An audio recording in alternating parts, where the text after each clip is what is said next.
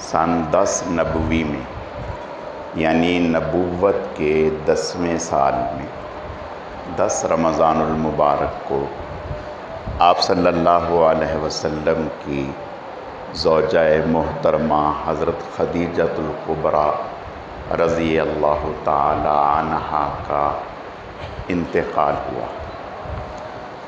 حضرت خدیجۃ الکبریٰ رضی اللہ تعالی عنہا آپ صلی اللہ علیہ وسلم کی سب سے پہلی زوجہ ہیں۔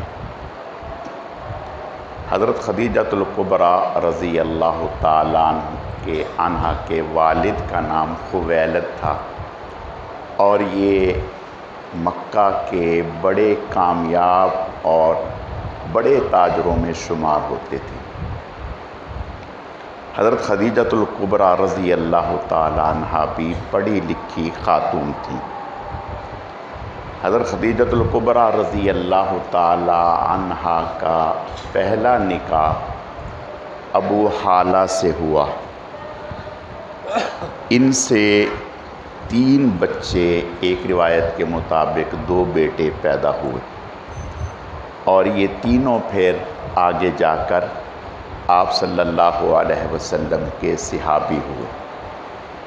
تو اس شخص کا، اس شوہر کا، ابو حالہ کا انتقال ہو گیا۔ پھر دوسرا نکاح عتیق بن عائض مخزومی ان سے ہوا۔ ان سے ایک بیٹی پیدا ہوئی۔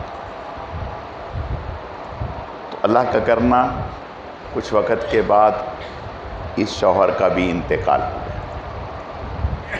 تو حضرت خدیجۃ الکبریٰ رضی اللہ تعالی عنہا سامان تجارت بھیجا کرتی تھیں، اور بہت کامیاب تجارت تھی۔ ملک شام میں، یمن میں ان کا تجارتی سامان جاتا تھا۔ پھر اس کے بعد کئی سارے لوگوں کی طرف سے، چونکہ اچھی شہرت کی حامل تھیں، تو خاصے لوگوں نے رشتے بھیجے، پیغام نکاح بھیجے۔ تو انہوں نے نکاح کا ارادہ ترک فرما لیا کہ اب میں نے نکاح نہیں کرنا۔ اور سامان تجارت جو بھیجا کرتی تھیں، ان کے غلام تھے میسرہ، بہت اچھے، دیانتدار، صلاحیت والے۔ وہ سارے سامان تجارت کی نگرانی کیا کرتی تھی، چونکہ خود پڑھی لکھی تھی، توجہ دیتی تھی کاروبار پر، تو کاروبار ماشاءاللہ اچھا بڑھ گیا تھا۔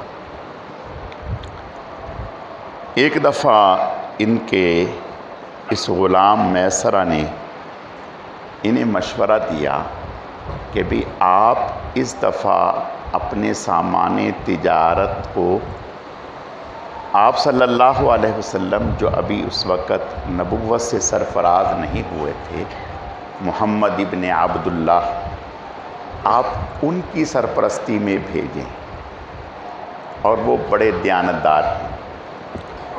تو انہوں نے اپنے اس غلام کے مشورے کو قبول کرتے ہوئے اپنا سامان تجارت آپ صلی اللہ علیہ وسلم سے کہا کہ آپ لے کے جائیں میرے پورے سامان کی نگرانی، کاروبار کی نگرانی۔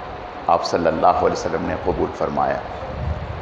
2 مہینے کے بعد جب واپسی ہوئی، تو میسرہ نے آ کر حضرت خدیجۃ الکبریٰ رضی اللہ تعالی عنہا کو کہا کہ میں نے اس نوجوان میں جو صلاحیتیں اور صفات، خوبیاں دیکھی ہیں، وہ آج تک کسی میں نہیں دیکھی۔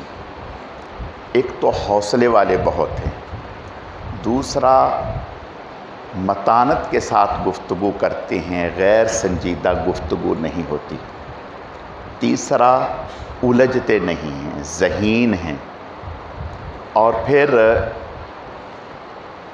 تجارت جب ہم سفر کر رہے تھے تو ایک جگہ پر نستورہ، ایک وہاں عبادت خانہ تھا عیسائیوں کا، تو اس کے راہب نے ایک جگہ پر آ کر انہیں کہا اور مجھ سے پوچھا کہ یہ کون ہیں؟ میں نے بتایا کہ بھئی یہ مکے کے نوجوان ہیں۔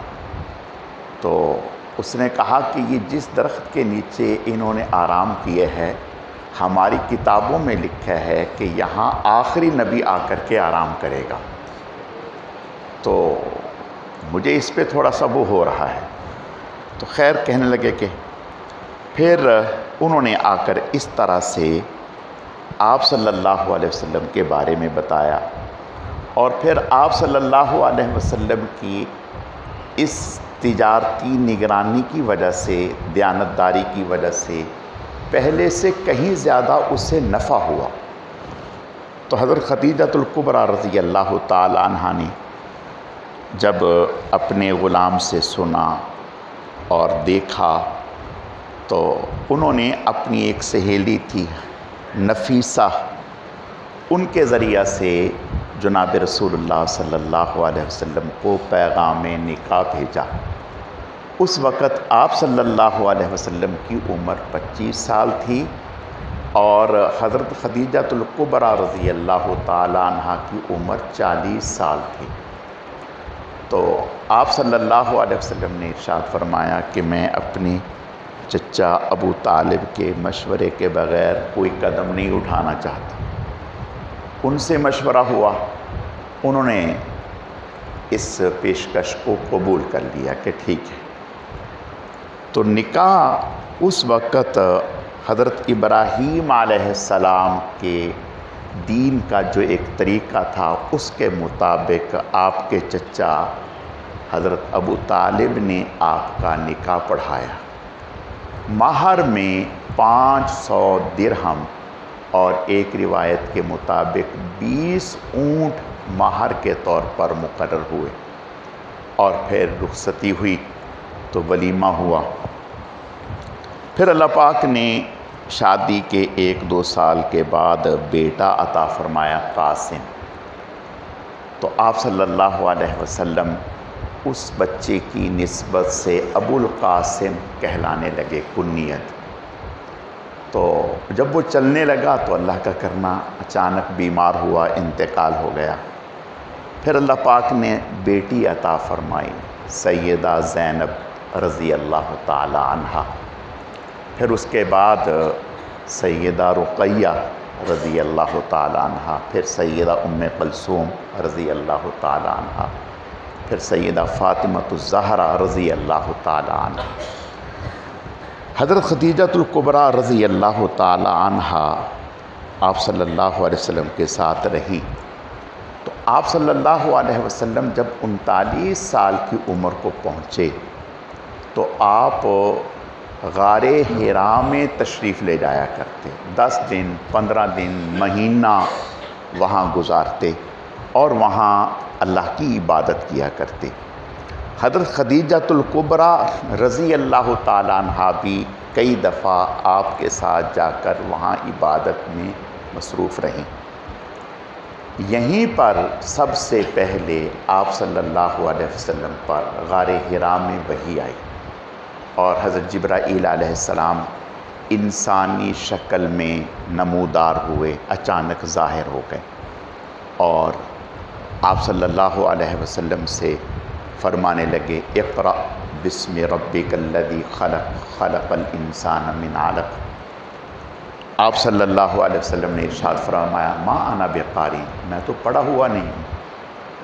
تو حضرت جبرائیل علیہ السلام نے آپ کو اپنے سینے سے لگایا اور کس کے زور سے دبایا۔ آپ صلی اللہ علیہ وسلم نے ارشاد فرمایا کہ مجھے انہوں نے اتنا دبایا، مجھے میری طاقت انتہا کو پہنچ گئی، یعنی میرے طاقت سے باہر ہو گئے۔ پھر چھوڑا، پھر کہا اقرأ بسم ربک الذی، پڑھیں۔ میں نے پھر کہا ما انا بقاری، میں تو پڑھا ہوا نہیں۔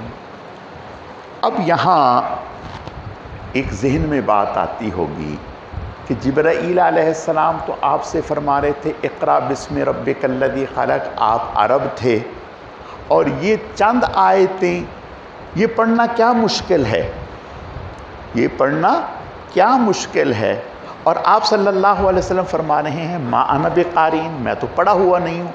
ہم دیکھتے ہیں کہ ہم بچہ ہوتا ہے، اس کو پہلے دن کہتے ہیں بیٹا پڑھو بسم اللہ، تو وہ پڑھ لیتا ہے، تو علماء نے لکھا کہ اصل میں حضرت جبرائیل علیہ السلام آپ صلی اللہ علیہ وسلم کے پاس یہ جو آیتیں لائے تھے یہ زبانی نہیں کہلوا رہے تھے، بلکہ ریشم کے ٹکڑے پر لکھی ہوئی تھیں۔ وہ ریشم کا ٹکڑا آپ کے سامنے کر کے پھر فرما رہے تھے یہ پڑھو۔ اب آپ صلی اللہ علیہ وسلم فرما رہے تھے ما انا بقاری۔ اور دوسری چیز، قرآن پاک میں اللہ نے ذکر فرمایا انا سنلقی علیک قولا ثقیلا، ہم نے آپ کے اوپر بہت بھاری کلام اتارا ہے۔ اور یہ وحی کا بوجھ اتنا ہوتا تھا جب آپ پر وحی آتی تھی کہ حضرت عائشہ صدیقہ رضی اللہ تعالیٰ عنہ فرماتی ہیں سخت سردی کے زمانے میں پیشانی پر پسینہ قطرے گر رہے ہوتے تھے، اور اگر جانور پر بیٹھے ہوتے تھے تو وہ وزن برداشت نہیں کرتا تھا، نیچے بیٹھ جاتا تھا۔ حضرت زید رضی اللہ تعالیٰ فرماتے ہیں کہ ایک دفعہ آپ پر وحی آئی تو آپ کی ران میری ران پر تھی، تو مجھے ایسا لگا کہ میری ران چورا چورا ہو گئی، اتنا وحی کا بوجھ تھا، وزن تھا۔ تو آپ صلی اللہ علیہ وسلم جب تیسری مرتبہ انہوں نے دبایا حضرت جبرائیل علیہ السلام نے، تو آپ علیہ السلام نے ساتھ کہنا شروع کر دیا، یہ آیتیں ساتھ دہرانا شروع کر دیں۔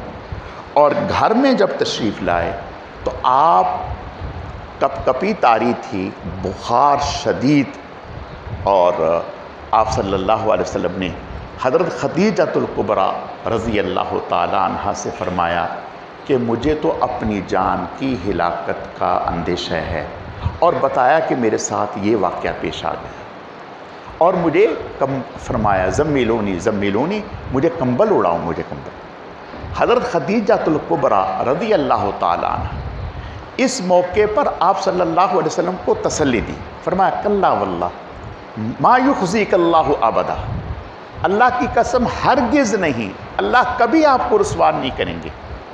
انک لتصل الرحمہ، آپ تو صلہ رحمی کرنے والے ہیں، وتکسب المعدوم، اور غریبوں ناداروں کے لیے کمائی کر کے ان کے اوپر خرچ کرتے ہیں، وتعین علی نوائب الحق، اور جو مصیبت زدہ لوگ ہوتے ہیں ان کے اوپر آپ خرچ کرتے ہیں اور ان کی مصیبت کو دور کرتے ہیں۔ تو پھر حضرت خدیجۃ الکبریٰ نے آپ کو تسلی، اور یہی حضرت خدیجۃ الکبریٰ ایک دفعہ آپ صلی اللہ علیہ وسلم کے لیے غار حرا پر کھانا لے کے جا رہی تھی۔ حضرت جبرائیل علیہ السلام آئے اور آ کر کے فرمایا کہ ابھی خدیجۃ الکبریٰ آپ کے پاس کھانا لے کے آئیں گی، اللہ کا انہیں سلام کہہ دیں۔ اللہ اکبر، اس سے بڑی کیا شان ہوگی کہ ابھی خدیجۃ الکبریٰ آپ کے پاس آ رہی ہیں، جب وہ پہنچیں تو انہیں کہیں کہ اللہ آپ کو سلام کہہ رہے ہیں۔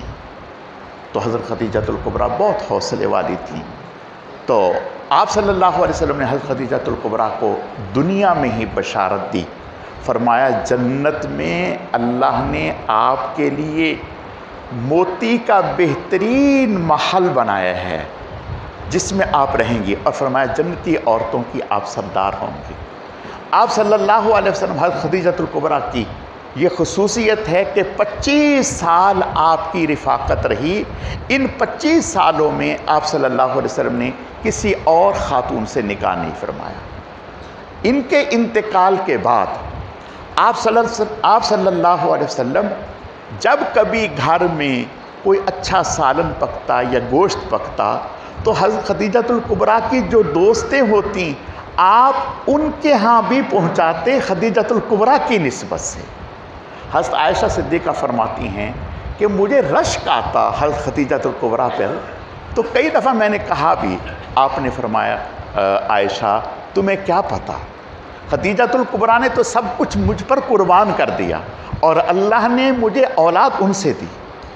تو 10 رمضان المبارک کو سن 10 نبوی میں جب ان کا انتقال ہوا، اور چند دن پہلے آپ کے چچا حضرت ابو طالب کا انتقال ہوا، چند دن کے بعد ان کا انتقال ہوا، آپ کو انتہائی صدمہ ہوا، بہت صدمہ ہوا، اور آپ نے اس سال کا نام عام الحزن قرار دے دیا، غم کا سال۔ آپ صلی اللہ علیہ وسلم نے خود انہیں قبر میں اتارا اور جنت المعلیٰ میں دفن فرمایا۔ اللہ تعالیٰ ان کے درجات کو بلند فرمائے، اور اللہ پاک ہمیں اپنے بڑوں کے نقش پا پر چلنے کی توفیق عطا فرمائے۔